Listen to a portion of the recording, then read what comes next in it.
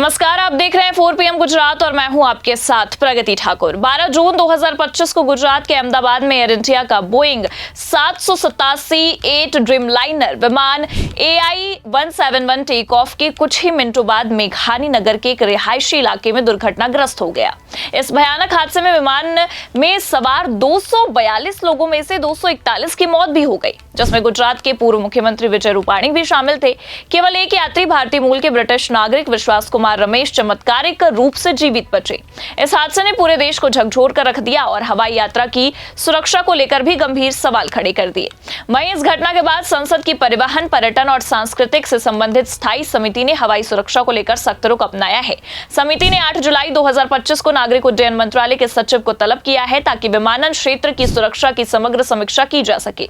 आपको बता दें कि 12 जून 2025 को दोपहर करीब 1:38 पर एयर इंडिया की बोइंग ड्रीमलाइनर विमान अहमदाबाद के सरदार वल्लभ भाई पटेल अंतर्राष्ट्रीय हवाई अड्डे से लंदन के गैटविक हवाई अड्डे के लिए उड़ान भर रही थी। फ्लाइट रडार के आंकड़ों के अनुसार विमान ने रनवे 23 से उड़ान भरी और केवल 625 फीट की ऊंचाई तक पहुंचा था कि वो अचानक से नीचे गिरने लगा। पायलट ने टेक ऑफ के तुरंत बाद 1:39 तक एयर ट्रैफिक कंट्रोल को मेडे कॉल दी, जो एक आपातकालीन संदेश है जो ये दर्शाता है कि विमान गंभीर संकट में है। इसके कुछ ही सेकंड बाद विमान मेघानी नगर के बीजे मेडिकल कॉलेज के एक छात्रावास की इमारत से टकरा गया। वहीं हादसे के बाद विमान में आग लग गई और धुएं का काला गुबार आसमान में छा गया। प्रत्यक्षदर्शियों के अनुसार विमान के टकराने से पहले एक तेज धमाका हुआ और मलबा चारों ओर बिखर गया। राष्ट्रीय आपदा प्रतिक्रिया बल की 7 टीमें और अग्निशमन विभाग की गाड़ियां तुरंत मौके पर पहुंची थी, लेकिन आग और मलबे के कारण बचाव कार्य में काफी मुश्किलें भी आई। वहीं इस हादसे में न केवल विमान में सवार यात्रियों और चालक दल के सदस्यों की जान गई, बल्कि जमीन पर मौजूद कुछ लोगों की भी मौत हुई। अब आपको बता दें कि हादसे के तुरंत बाद केंद्र सरकार ने विमान दुर्घटना जांच ब्यूरो को जांच का जिम्मा सौंपा। इसके अतिरिक्त गृह सचिव की अध्यक्षता में एक उच्च स्तरीय बहुविषयक समिति का भी गठन किया गया ताकि हादसे के कारणों का पता लगाया जा सके और भविष्य में ऐसी घटनाओं को रोकने के लिए सुझाव भी दिया जाए। अमेरिका की नेशनल ट्रांसपोर्टेशन सेफ्टी बोर्ड भी जांच में सहयोग के लिए अपनी विशेषज्ञ टीम भारत भेज रही है। विमान के ब्लैक बॉक्स और डिजिटल वीडियो रिकॉर्डर को गुजरात के आतंकवाद निरोधक दस्ते ने मलबे से बरामद किया। ब्लैक बॉक्स को डिकोड करने के लिए अमेरिका भेजा जा रहा है, जो हादसे के कारणों को समझने में महत्वपूर्ण साबित हो सकता है। प्रारंभिक जांच में यह पता चला है कि विमान का दायां इंजन हाल ही में मार्च 2025 में ही बदला गया था। इसके बावजूद विमान के अचानक दुर्घटनाग्रस्त होने के तकनीकी खामियों और रखरखाव की प्रक्रिया का भी सवाल उठ रहा है। अहमदाबाद विमान हादसा भारत में पिछले एक दशक से सबसे भयावह हवाई दुर्घटना में से एक है। इससे न केवल एयर इंडिया और बोइंग 787-8 ड्रीमलाइनर की विश्वसनीयता पर सवाल उठाए हैं, बल्कि पूरे विमानन क्षेत्र की सुरक्षा व्यवस्था को कटघरे में लाकर खड़ा कर दिया है। अब आपको बता दें कि हादसे के बाद यह खुलासा हुआ है कि एयर इंडिया के कुछ विमानों में रखरखाव की कमी थी। Directorate General of Civil Aviation के एक ऑडिट में कहा गया है कि कुछ विमानों को घिसे हुए टायरों के साथ उड़ाया जा रहा था, जो एक गंभीर सुरक्षा जोखिम है। वहीं इस हादसे में शामिल पायलट कैप्टन सुमित को 8,200 घंटे का उड़ान अनुभव भी है, जबकि को पायलट क्लाइव कुंदर को 1,100 घंटे का अनुभव था। फिर भी मेडे कॉल के बाद विमान को नियंत्रित करने में असमर्थता ने पायलटों के प्रशिक्षण और आपातकालीन स्थिति से निपटने की उनकी क्षमता पर सवाल उठाए हैं।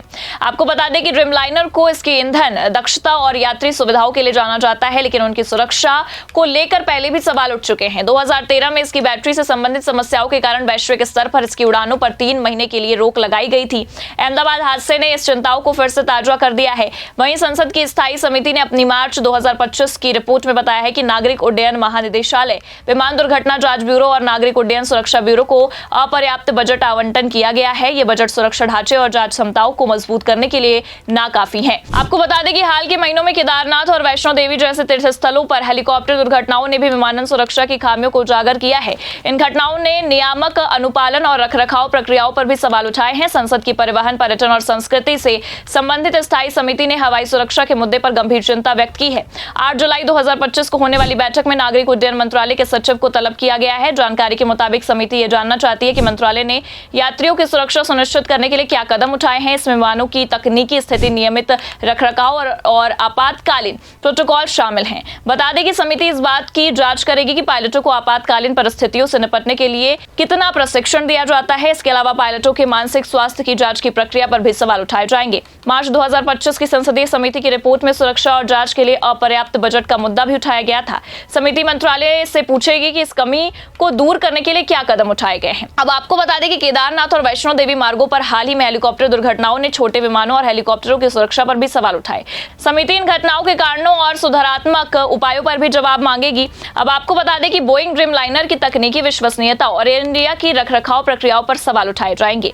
आपको ये भी बता दें कि इस बैठक में DGCA, Bureau of Civil Aviation Security और अन्य हितधारकों के प्रतिनिधियों को भी बुलाया जाएगा। समिति का लक्ष्य ये सुनिश्चित करना है कि विमानन क्षेत्र में सुरक्षा मानकों का सख्ती से पालन हो और भविष्य में ऐसी दुर्घटना को रोका जा सके। अहमदाबाद हादसे के बाद केंद्र सरकार और एयर इंडिया ने त्वरित कार्रवाई की है। केंद्रीय नागरिक उड्डयन मंत्री राममोहन नायडू ने भी हादसे की गहन जांच का आश्वासन दिया और व्यक्तिगत रूप से बचाव कार्यों की निगरानी के लिए अहमदाबाद भी पहुंचे थे। एयर इंडिया ने हादसे में मारे गए लोगों के परिजनों को 1 करोड़ रुपए की वित्तीय सहायता और घायलों को 25 लाख रुपए की अंतरिम सहायता देने की घोषणा भी की। इसके अलावा एयर इंडिया ने अपने अंतर्राष्ट्रीय उड़ानों में 15% की कटौती भी की। आपको बता दें कि अहमदाबाद विमान हादसे ने अंतर्राष्ट्रीय समुदाय का भी ध्यान खींचा है। अमेरिकी परिवहन सचिव शॉन डफी ने भी भारत को जांच में सहायता का आश्वासन दिया। सिंगापुर के प्रधानमंत्री लॉरेंस वोंग और यूनाइटेड किंगडम के प्रधानमंत्री कीर स्टारम ने भी हादसे पर दुख व्यक्त किया था। साथ ही साथ बोइंग ड्रीमलाइनर को 2011 में कॉमर्शियल उड़ानों के लिए भी लॉन्च किया गया था। ये विमान अपनी ईंधन दक्षता और यात्री सुविधाओं के लिए जाना जाता है, लेकिन इसकी सुरक्षा को लेकर कई बार सवाल उठे हैं। 2013 में बैटरी से संबंधित समस्याओं के कारण इसकी उड़ान में रोक लगाई गई थी। एक अनुभवी बोइंग कर्मचारी ने भी ये आरोप लगाया कि कंपनी मुनाफे को सुरक्षा से ऊपर रखती है। अहमदाबाद हादसा इस विमान के साथ पहली बड़ी दुर्घटना है जिसमें बोइंग की विश्वसनीयता पर गंभीर सवाल उठ रहे हैं। साथ ही आपको बता दें कि सैकड़ों परिवारों को प्रभावित भी किया गया इस दौरान। बल्कि भारत ने विमानन क्षेत्र की कमियों को भी उजागर किया। संसद की स्थायी समिति की 8 जुलाई 2025 को होने वाली बैठक इस दिशा में एक महत्वपूर्ण कदम है। ये बैठक न केवल हादसों के कारणों की जांच करेगी बल्कि भविष्य में ऐसी घटनाओं को रोकने के लिए ठोस उपायों पर भी विचार करेगी। हवाई यात्रा को सुरक्षित बनाने के लिए सरकार, नियामक निकायों और एयरलाइनों को मिलाकर काम करना होगा। वहीं ये समय है कि भारत अपने विमानन क्षेत्र को विश्व के सर्वोत्तम सुरक्षा मानकों के अनुरूप बनाए ताकि यात्रियों का भरोसा बना रहे और ऐसी त्रासदियां दोबारा ना हो। फिलहाल के लिए इस खबर में इतना ही। ऐसी ही तमाम बड़ी जानकारियों के लिए आप देखते रहिए 4PM गुजरात। नमस्कार।